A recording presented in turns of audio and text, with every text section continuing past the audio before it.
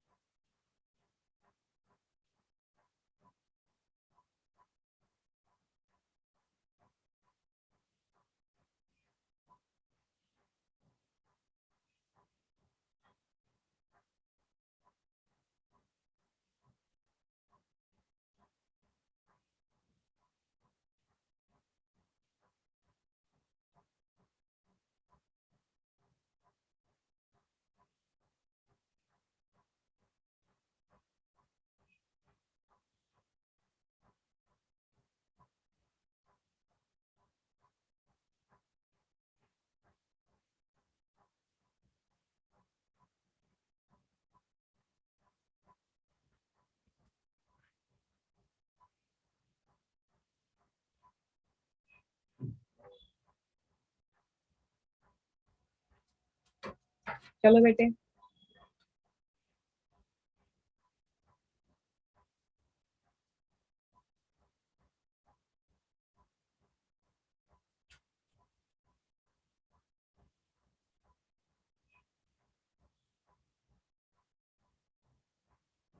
अरे जब तुम्हें काम दिया तो तुम क्लास छोड़ रहे हो। अच्छा चलो, कैल्शियम फ्लोराइड को कैसे डिसोसिएट करोगे? Calcium 2+ 2F-। ठीक है, अब आपके पास ये था 1, तो ये 0 0, time t is equal to 0 पे। टाइम t पे अगर इसमें इक्विलिब्रियम स्टैब्लिश हो गया तो 1 - s हो जाएगा, s और 2s हो जाएगा, क्योंकि ये स्पेरिंगली सॉल्युबल सॉल्ट है, s मच लेस देन होता है 1 से, तो 1 - s 1 ही हो जाएगा। ठीक है, तो KSP इसका कैसे लिखेंगे? KSP हो जाएगा calcium ion into fluoride ion का स्क्वायर।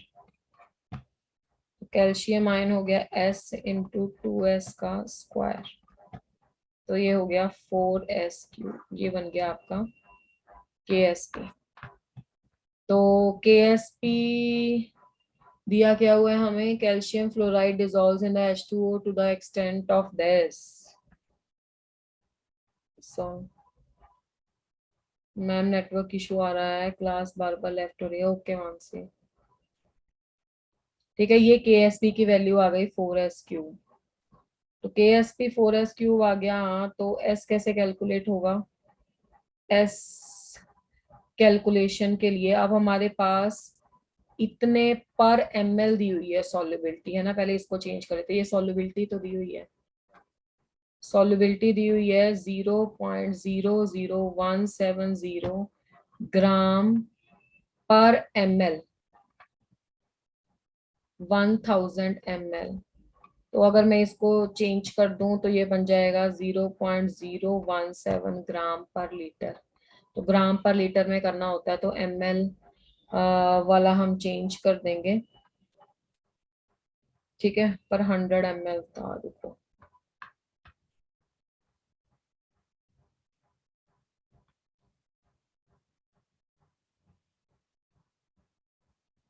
यहाँ पे आ जाएगा 0.100। चलो, अब मोल पर लीटर में तो हमने कन्वर्ट कर लिया, ग्राम पर लीटर में तो कन्वर्ट कर लिया, अब मोल में भी कन्वर्ट कर लेते हैं। मोल में कन्वर्ट करने के लिए आपको सिखाया हुआ है कि मोलर मास ले लो इसका, जो कि 78.1 होता है, इससे इंटू ये जब आप सॉल्व करोगे तो 2.18 इंटू 10⁻⁻4 मोल पर लीटर हो जाएगा।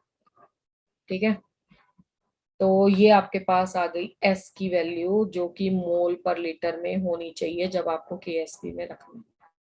तो केएसपी आ गया आपके पास 4 इंटू जो आपने डाटा निकाला है 2.18 इंटू 10⁻⁻4 का क्यूब। जब आप इसको सॉल्व करोगे तो 4.13 इंटू 10⁻11 हो जाएगा। आप इसको ऐसे ले सकते हो, 1000 ml में इतने ग्राम था, ठीक है, 1 ml में हो जाएगा दिस डिवाइडेड, 1000 में, सॉरी 100 में, 100 ml में इतने ग्राम था, 1 ml में हो जाएगा इतना। हमें 1 ml से उसे लेके जाना है लीटर में, तो 1 लीटर में कैसे कितना होगा, ठीक है, उससे हमने कन्वर्जन फैक्टर लगा दिया उसका, तो पहले ग्राम पर लीटर में कन्वर्ट कर लिया। ठीक है, तो समझ रहे हो ये, कि ये नहीं समझ पाए, ये 1000 ml, 100 ml में थी 0.0000 ग्राम, तो 1 ml में कितना हो गया, 0.00170 अपॉन 100, तो दिस मच इज ग्राम पर मिलीलीटर। तो मुझे ग्राम पर मिलीलीटर नहीं चाहिए ना, मुझे चाहिए ग्राम पर लीटर। तो 1 ml को लीटर में कन्वर्ट करने के लिए 10⁻³ लगता है ना, तो -3 लीटर आ गया। तो जब इसको कन्वर्ट करोगे 0.00170 डिवाइडेड बाय 100, इसको 10⁻³ से करोगे तो 0.1 ही तो आ जाएगा, वही तो है ये। 0.1 से करोगे तो ये आ जाएगा, 0 0 पीछे लगाना लगाओ, नहीं लगाना ना लगाओ, पीछे वाली जीरो का कोई मतलब नहीं होता। तो ये आ गया। अब ये ग्राम है, इसको मोल में कन्वर्ट करना है तो मोलर मास से डिवाइड कर दो, ये मोलर मास है जो कि होता है ग्राम पर मोल, और ये हो गया ग्राम पर लीटर। अब ये बन गया मोल पर लीटर, ग्राम ग्राम कट गया। ठीक है, तो जब आपको सॉल्युबिलिटी की वैल्यू पुट करनी है तो that must be in the mole पर लीटर।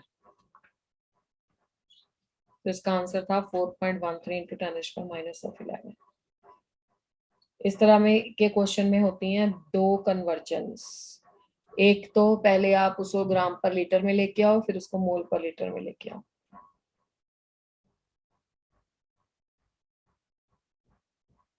नोट कर लो इसे।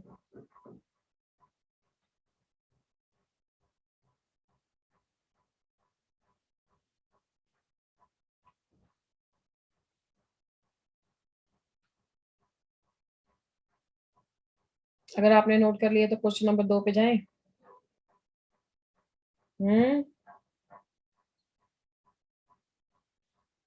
यस और नो?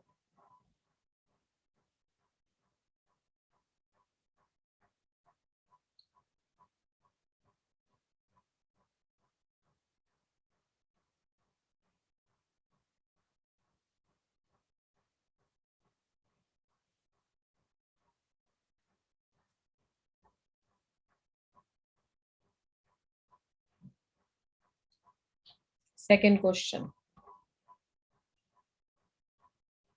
पहला क्वेश्चन है तुम्हें आता है नहीं आता ये तो तुम्हें पता लग जाएगा, अपना आंसर मैच कर लिया होगा इसके साथ। सेकंड क्वेश्चन है ऑर्गेनिक का।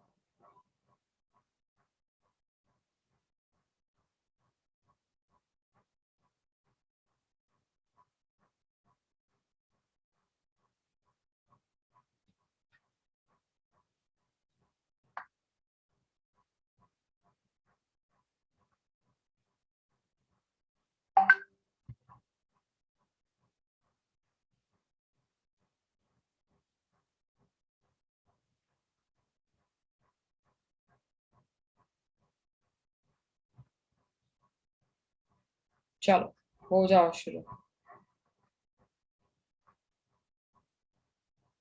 ये क्वेश्चन मैंने क्लास में भी करवाया हुआ है।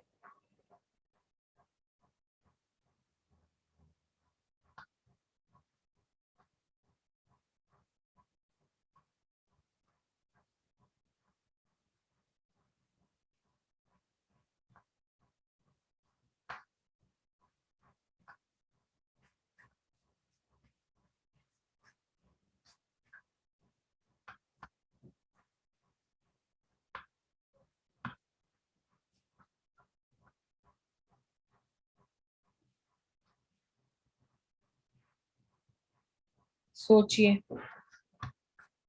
What can be done.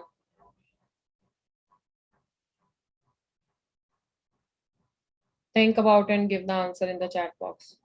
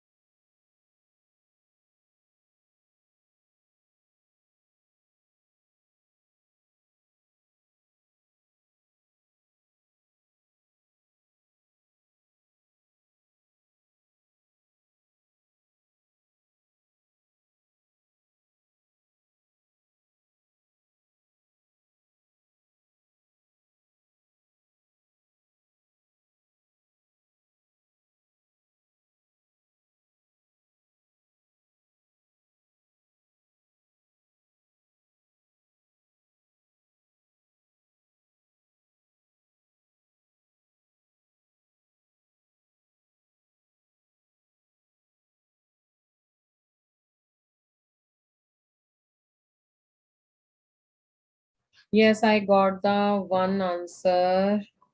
That is from the student. यही जेई मेंस वाले बच्चे से आंसर आया है।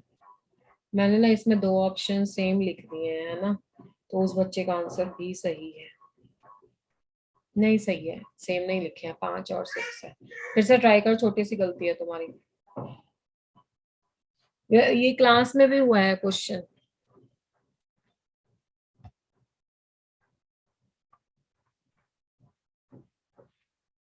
अच्छा, सबसे पहला स्टेप बताओ तुमने क्या किया होगा। डाइन डाइनोफाइल वाला रिएक्शन है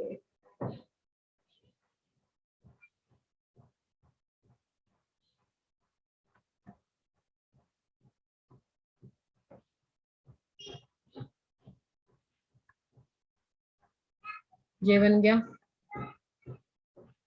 ये ऊपर चला जाएगा, ये ऐसे आ गया, ये शिफ्ट हो जाएगा,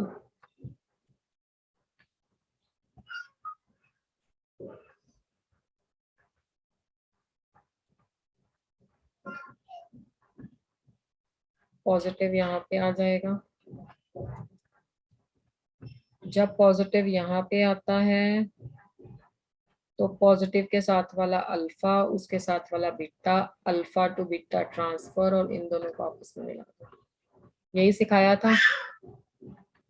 तो 5 मेंबर से 6 मेंबर रिंग बन जाएगा। पहले तो रिंग के बाहर इलेक्ट्रॉन कैसे चलेंगे भाई, रो देंगे हमारे इलेक्ट्रॉन।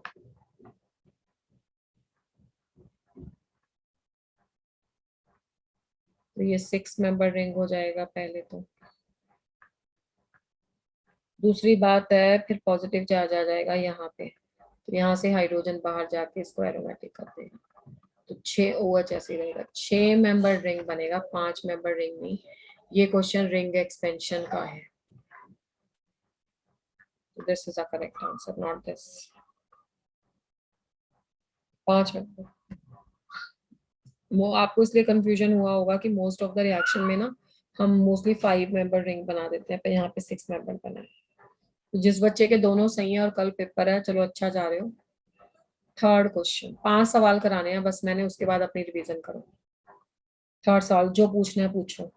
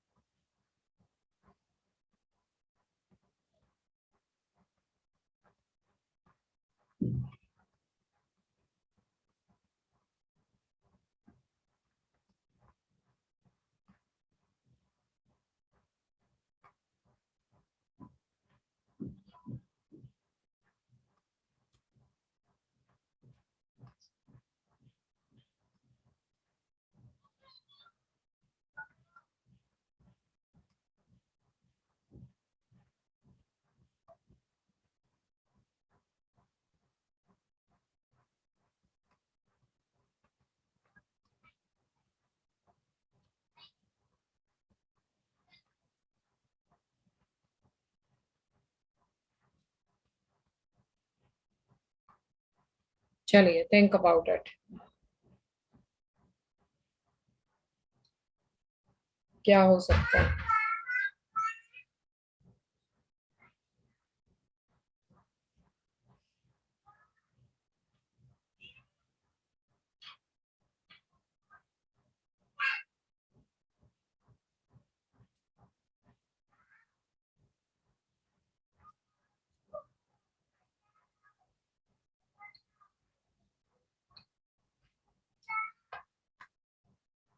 चलिए बताइए फटाफट।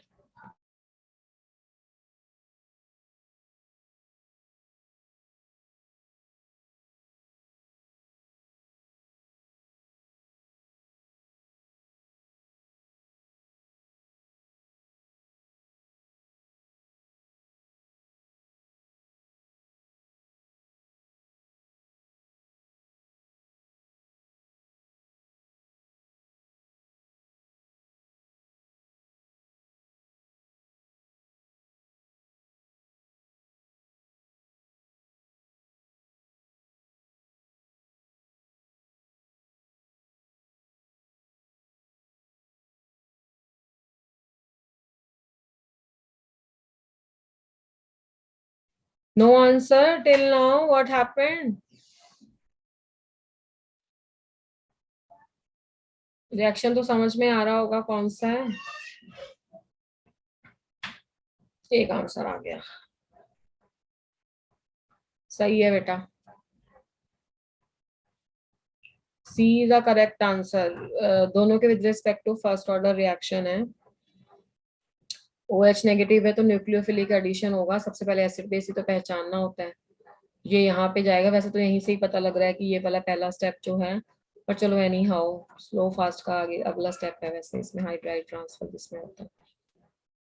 तो जे सी डबल बॉन्ड ओ एक को ऐसे ही रहने दो, सी ओ नेगेटिव एच और यहाँ पे आ जाएगा ओ एच। ठीक है, तो जब ये यहाँ पे लगता है इस तरीके से, ऑक्सीजन के ऊपर पॉजिटिव चार्ज आ जाता है, ऑक्सीजन अपने इलेक्ट्रॉन्स डोनेट कर देता है। तो जब ये ऑक्सीजन वापस से आने लगता है ना, तो पहली बात तो ये हाइड्राइड यहाँ पे ट्रांसफर होता है साथ वाले में, और ये इस रिएक्शन का स्लो स्टेप होता है। मतलब स्लो स्टेप में ओ OH भी पार्टिसिपेट करता है और ये पूरा भी पार्टिसिपेट करता है। ये किया हुआ है, ये भी हमने रिएक्शन क्लास में। तो H यहाँ पे ट्रांसफर हो जाता है, C डबल बॉन्ड O के साथ OH रह जाता है। OH नेगेटिव था ना, तो नेगेटिव नहीं आएगा, पॉजिटिव नहीं आएगा। ये बन गया। अब उसके बाद जो है लास्ट वाले स्टेप में क्या होगा, लास्ट वाले स्टेप में भी ये बेसिकली जो ओ नेगेटिव है ये यहाँ से H प्लस को खींच लेता है, और वही जो आपका रिएक्शन नहीं है कैनी जेरो रिएक्शन, जिसमें आप एक की ऑक्सीडेशन और रिडक्शन दोनों करते हो, तो एक पे अल्कोहल फॉर्म हो जाएगा और दूसरे में उसका एसिड सॉल्ट। तो ये कैनी जेरो रिएक्शन की एग्जांपल है जिसमें अल्फा हाइड्रोजन एटम नहीं है पर एक ही मॉलिक्यूल में दोनों ग्रुप प्रेजेंट हैं। तो हाइड्राइड शिफ्ट होता है, तो यानी कि OH नेगेटिव, और इस पे दोनों पे रिएक्शन का रेट डिपेंड करता है, तो first order with respect to each होता है। थर्ड क्वेश्चन, थर्ड तो हो गया, fourth.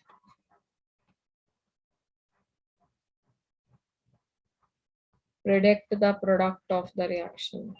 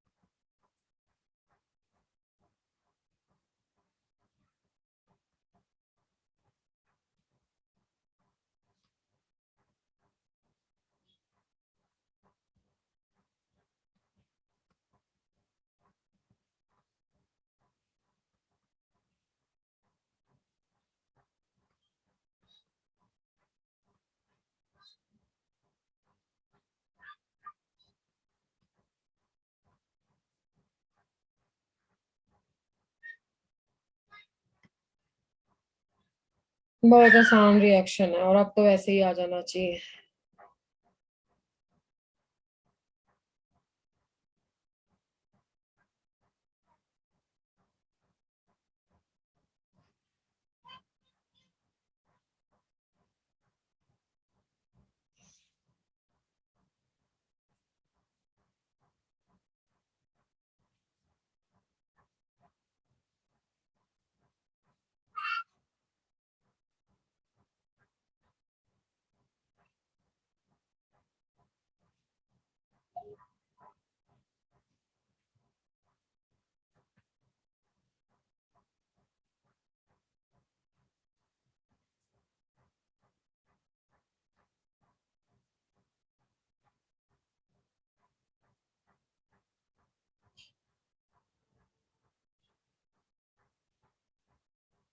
Yes, what is the product?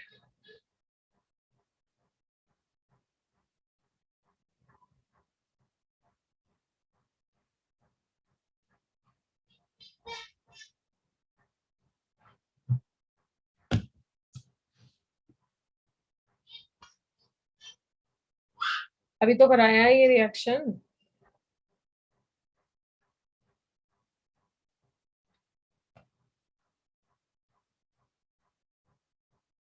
Ring construction होता है, इसमें 6 से 5 मेंबर बनता है, मैकेनिज्म सेम है। एक एसिड फॉर्म होता है और एक अल्कोहल फॉर्म होता है। ये कार्बन बाहर आ जाता है इसका।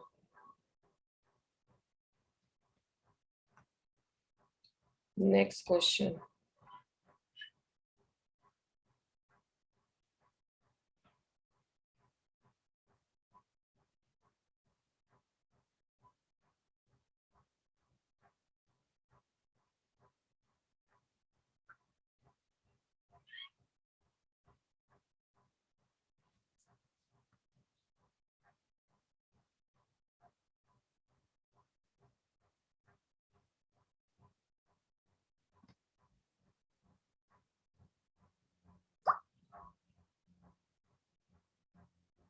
क्वेश्चन आसान है, बस डराया हुआ है ये। The hydrolysis of ester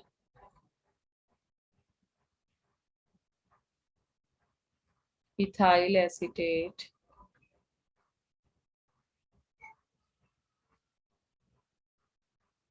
CH3COO C2H5 plus water H nu gives CH3COH plus C2H5OH. In the aqueous solution,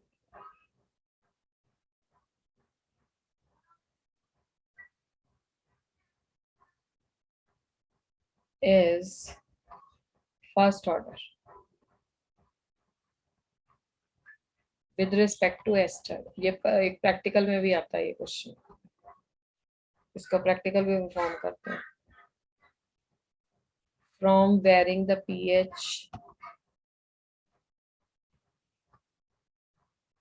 of the solution,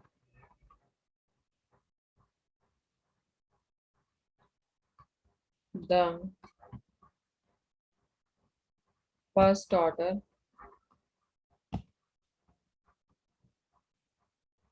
rate constant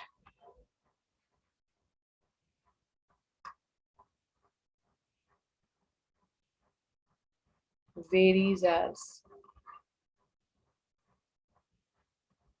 pH is equal to 3 to 1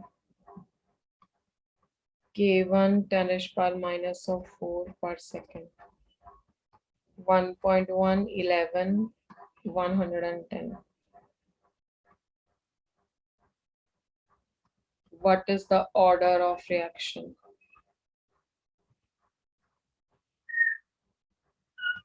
With respect to H plus and the value of the rate constant. A is 1 and 1.1 into 10 raised power minus of 1. Unit सब में same है तो मैं बस एक बार लिख देती हूँ। B is 1 and 1.1 into 10 raised to power minus of 4. C is 1 and 1.1 into 10 raised to power 4. D is 1 and 1.1 into 10 raised to power plus 4 तो हो गया। D is inadequate data, not sufficient data. Go for it. Giving you 1 or 2 minutes.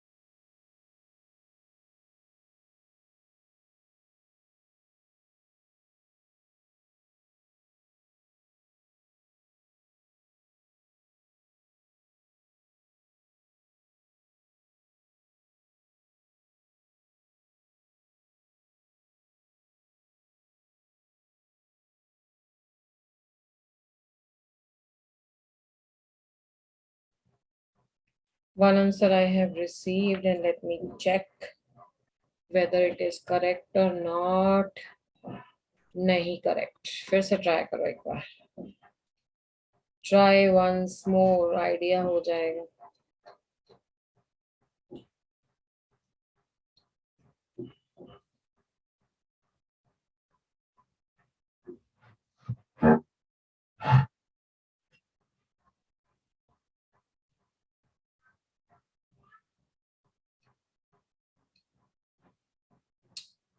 Your answer is again not correct. कैसे कर रहे हो तुम लोग?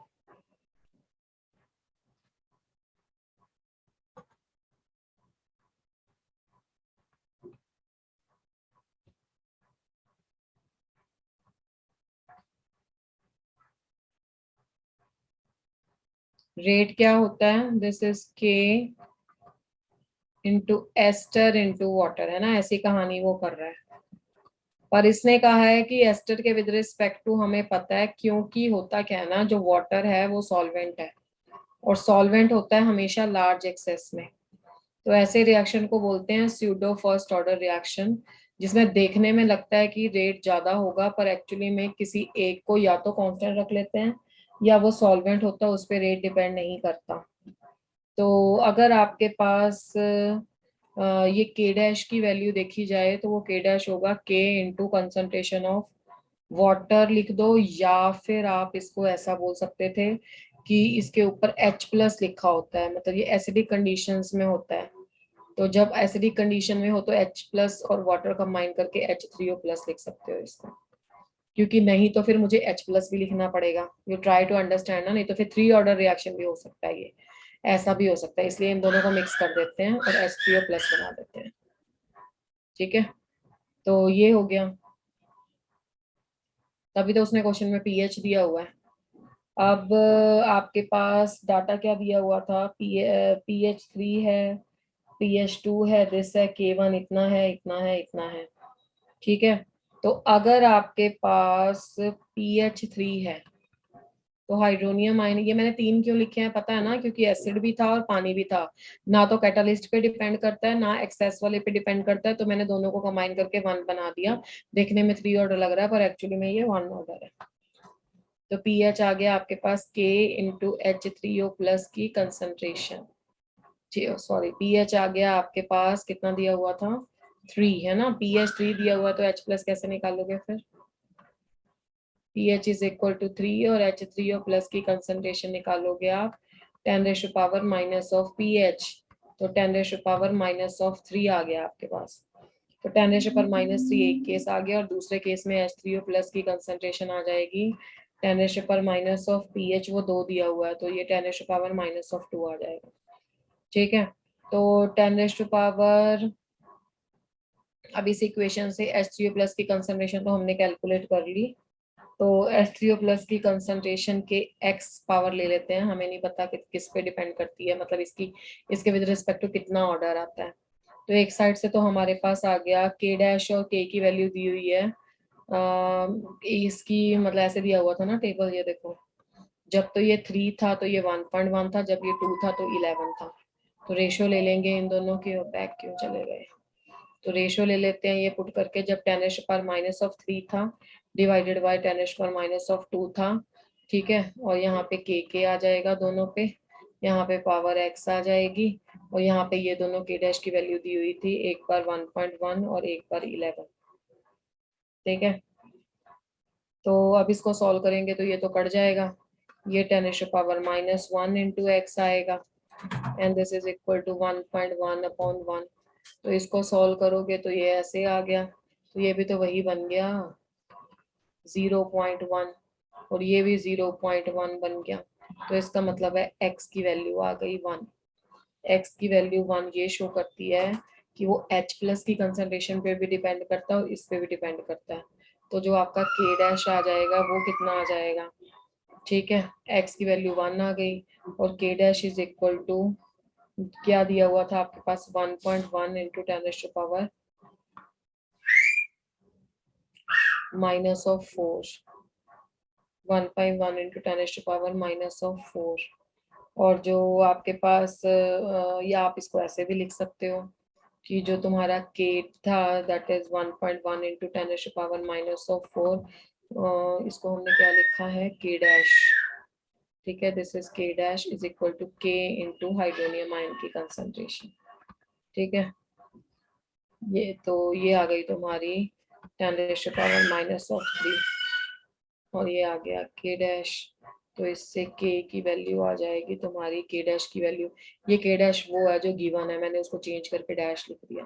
तो ये आ जाएगा फिर 1.1 इंटू 10⁻⁻1, क्योंकि ये -4 दिया हुआ था ना, तो एडजस्ट हो जाएगा इसके साथ।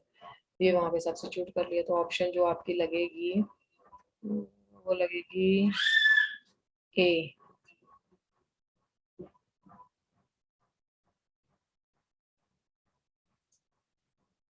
ऐसे क्वेश्चन भी बहुत आए हुए हैं, चलो एक कर लेते हैं, 6th question.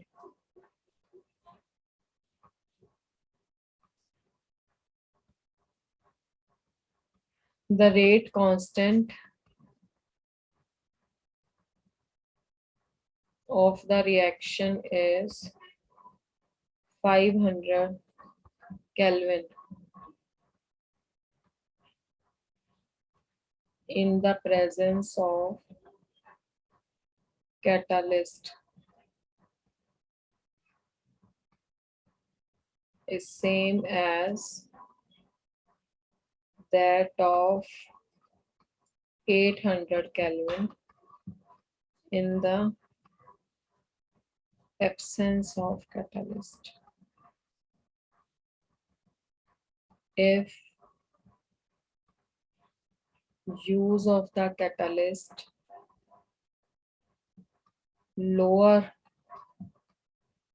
down energy barrier by 60 joule, then what will be the value of EA of uncatalyzed?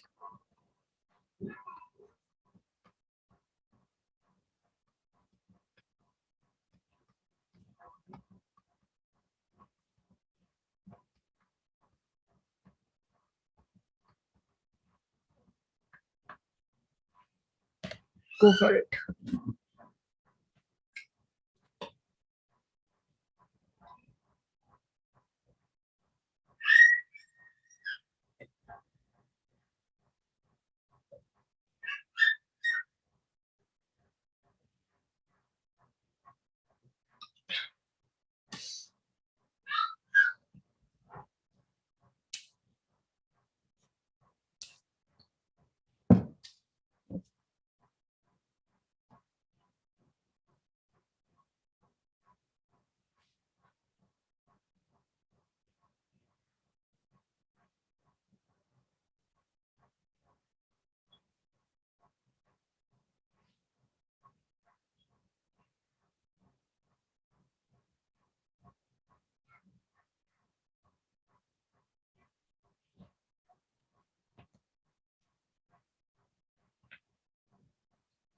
Go for it, बेटे।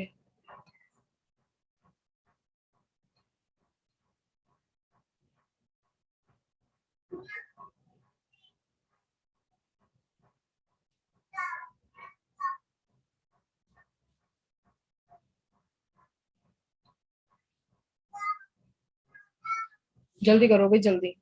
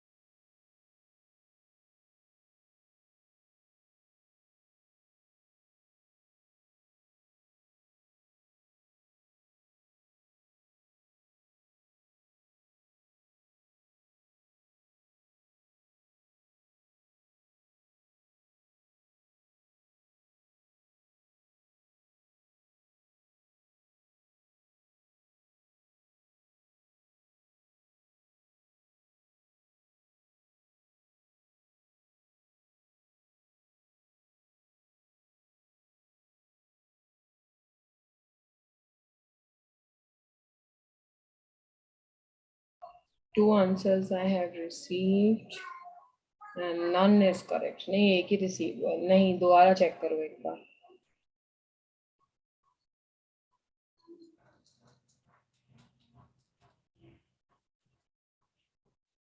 फिर से करो एक बार बेटे। अभी भी नहीं सही। अब तो 2 ऑप्शन का क्वेश्चन है गया तुम्हारा।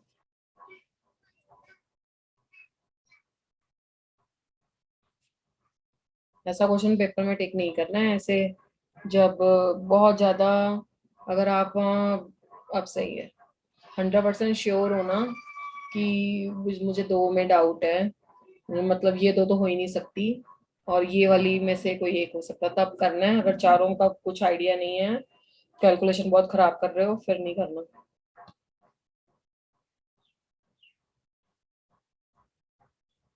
कल पेपर है तुम्हारा and you are not giving answer. तुम्हारी जगह मुझे टेंशन हो रही है। कब रिवाइज करोगे? अब तो एक दिन भी नहीं बचा।